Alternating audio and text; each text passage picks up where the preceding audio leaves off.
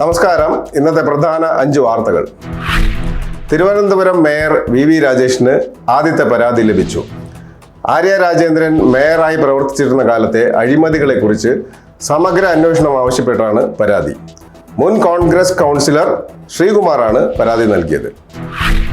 ശബരിമല സ്വർണ്ണക്കൊള്ളക്കേസുമായി ബന്ധപ്പെട്ട് MS മണിക്ക് SIT notice അയച്ചതായി വിവരം പുറത്തുവന്നു. തിരുവനന്തപുരത്ത് നേരിട്ട് ഹാജരാകണം എന്നാവശ്യപ്പെട്ടാണ് നോട്ടീസ് നൽകിയതെന്ന് അന്വേഷണ സംഘം വ്യക്തമാക്കുന്നു.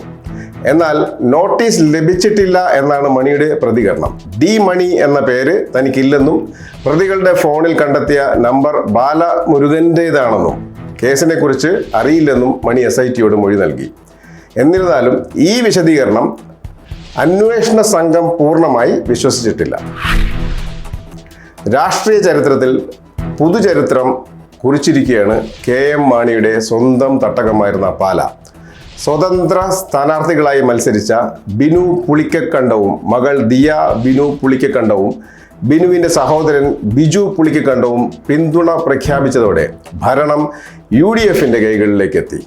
1985 ശേഷം ഇതാദ്യമായാണ് പാലാ നഗരസഭയുടെ ഭരണത്തിൽ നിന്ന് കേരള കോൺഗ്രസ് M പുറത്താകുന്നത്.